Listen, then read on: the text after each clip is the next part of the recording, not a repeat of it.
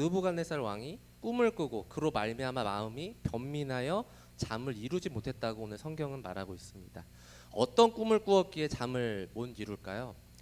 예사롭지 않은 꿈을 꾸고 불안한 마음에 잠을 이루지 못한 왕은 이제 모든 박수들, 마술사들, 또 점성가들, 점쟁이, 그 술사들을 다 소집하고는 그들에게 자기가 꾼 꿈과 그 꿈의 해석을 말하도록 명령하고 있습니다. 술사들은 왕에게 꿈을 말해달라고 오늘 2번이나 연거푸 말하고 있죠.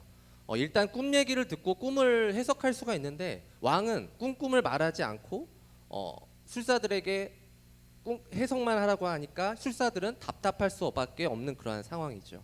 그래서 그 꿈과 해석을 말하지 못하자 왕은 이제 그들을 다 죽이기로 작정합니다. 그래서 다니엘서 2장 12절에는 이렇게 나와 있습니다. 왕이 이로 말미암아 진노하고 통분하여서 바벨론의 모든 지혜자들을 다 죽이라 명령하니라 이렇게 말하고 있습니다.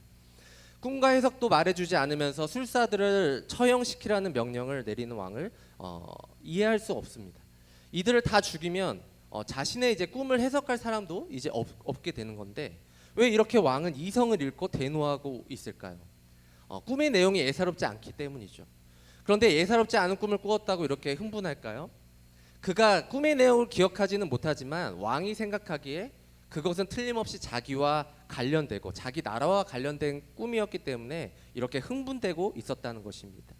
지금은 느부갓네살의 통치가 시작된 지 2년 되는 때입니다. 그래서 나라가 아직 견고히 섰다고 할 수 없는 그러한 시기였죠. 그래서 바벨론이 아수르를 정복하리라고는 그 누구도 생각하지 못했었는데 느부갓네살 왕은 그 아수르를 제압하고 갈대아 지역의 왕이 되었습니다. 그래서 언제든지 왕조가 바뀔 수밖에 없는 그러한 상황에 놓여 있었습니다. 그래서 느부갓네살 왕은 늘 마음이 불안할 수밖에 없다는 것이었죠. 왕의 말이 불안하다는 것을 여실히 드러내는 장면이 9절 장면입니다. 우리 다 같이 함께 읽도록 하겠습니다. 시작. 너희가 만일 이 꿈을 내게 알게 하지 아니하면 너희를 처치할 법이 오직 하나이니 이는 너희가 거짓말과 망령된 말을 내 앞에서 꾸며 말하여 때가 변하기를 기다리려 함이라. 이제 그 꿈을 내게 알게 하라. 그리하면 너희가 그 해석도 보일 줄을 내가 알리라 하더라. 이렇게 말씀하고 있습니다. 이 때라는 말의 이 때는 단순한 시간으로서의 때가 아니라 시대 혹은 시기로서의 그런 때이죠. 기간이나 길이가 있는 시간으로 말하는 때입니다. 단순히 시간으로서의 때라면 다니엘이 들어가서 왕에게 시간을 달라고 할 때 그 시간의 의미가 될 수도 있는데 왕의 말은 그렇지 않다는 것이죠.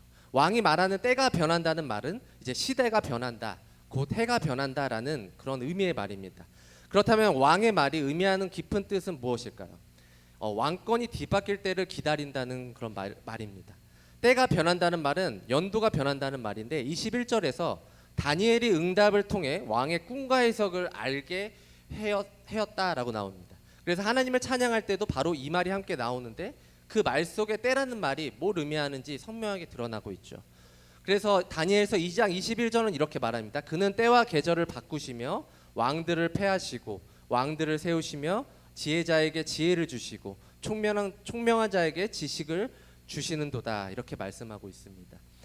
때와 계절을 바꾼다는 의미가 뭐냐면 이것은 왕이 바뀌고 왕권이 이제 바뀐다는 말인데 느부갓네살 왕이 두려워하고 염려하는 게 뭔지 아시겠습니까? 이 술사들이 솔직히 말하지 않는 것이죠. 왕은 술사들이 어떤 말을 해도 거짓말, 망령된 말 이런 것으로 받아들이고 있다는 거예요. 술사들은 자신들이 다 왕에게 부름받았을 때 이미 눈치를 챘을 것입니다.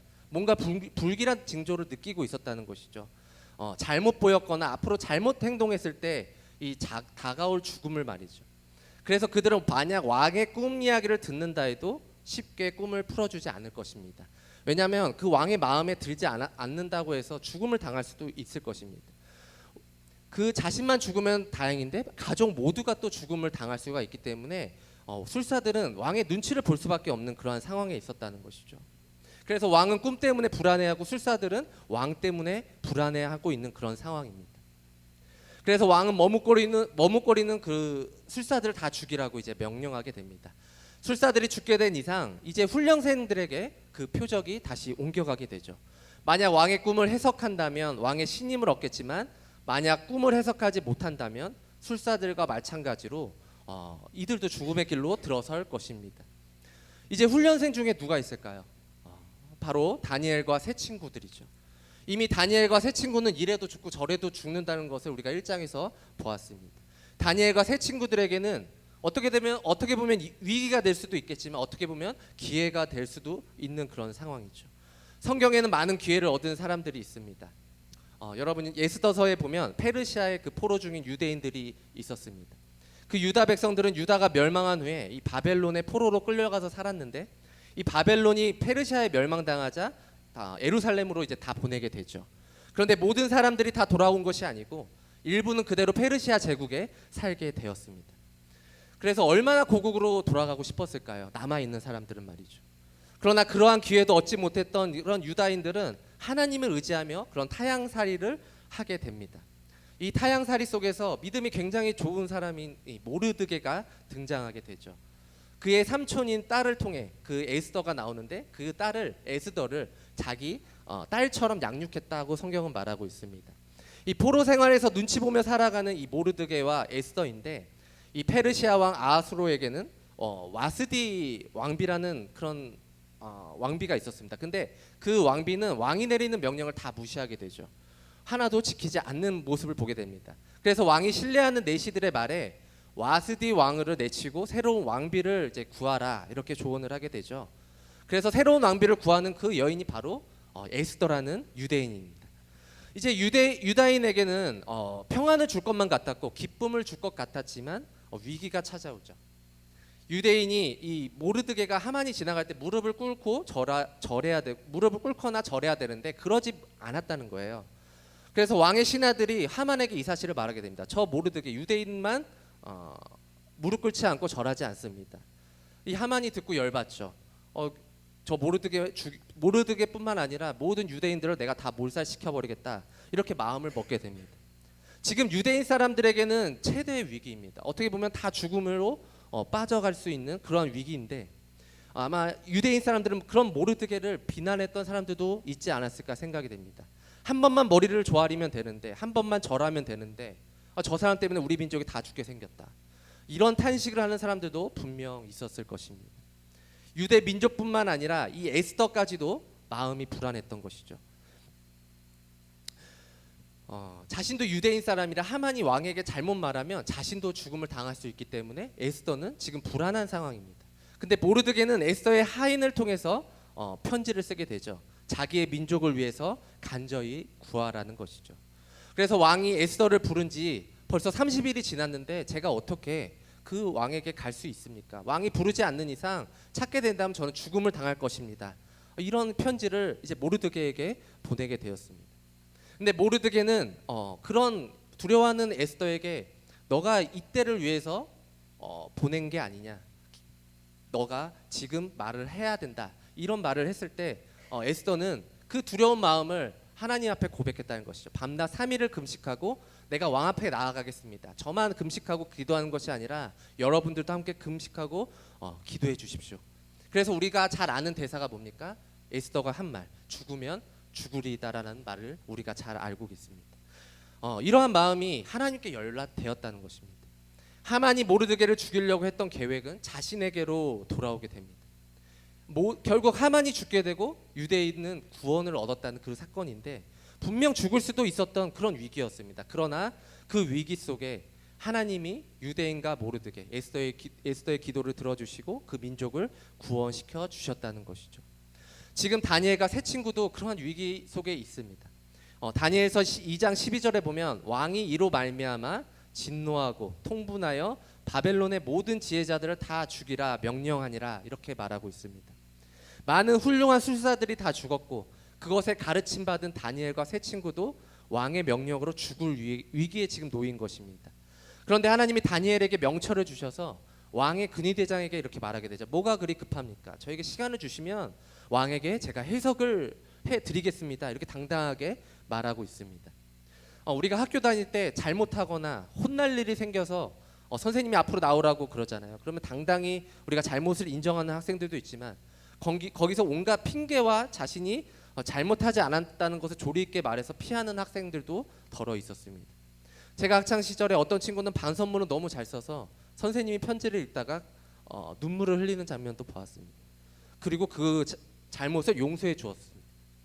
진심으로 용서하는 사람, 용서를 구하는 사람들은 정말 그 죄를 용서해 주지만 장깨를 부려서 조금이라도 덜 혼나려고 또 핑계를 대는 사람들도 있다는 것이죠.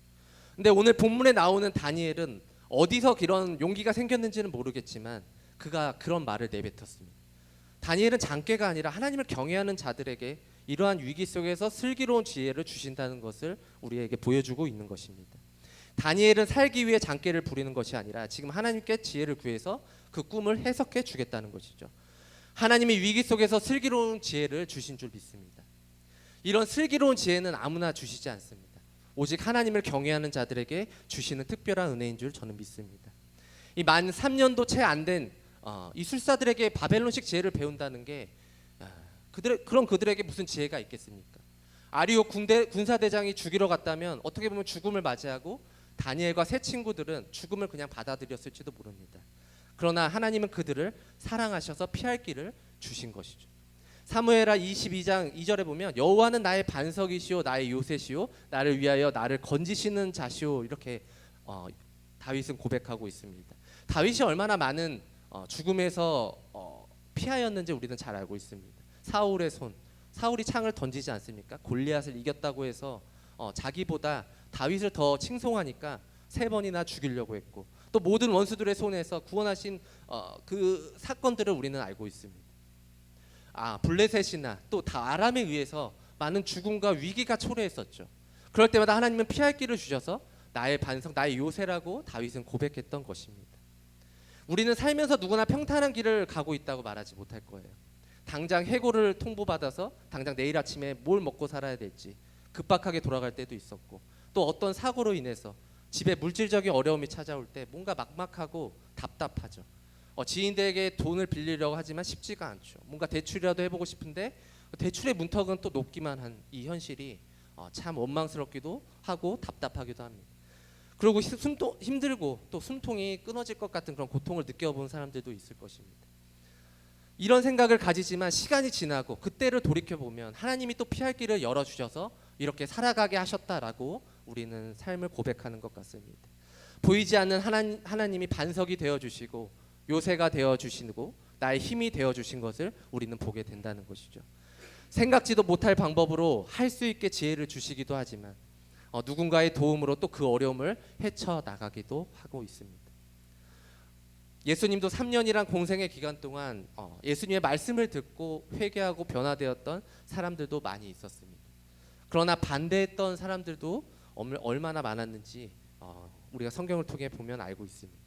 반대에 그치지 않고 그들의 분노가 어떻게 되죠? 돌을 들고 예수님께 죽이려고 달려들었던 사람들이 얼마나 많이 있었습니까?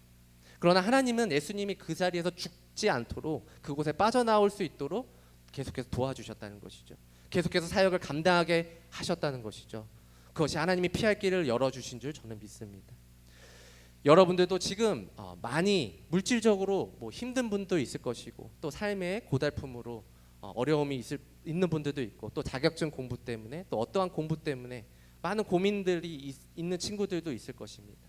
그럴 때마다 하나님께 이 상황을 이길 수 있는 지혜와 환경을 우리는 늘 하나님께 도와달라고 간구해야 될 줄 믿습니다.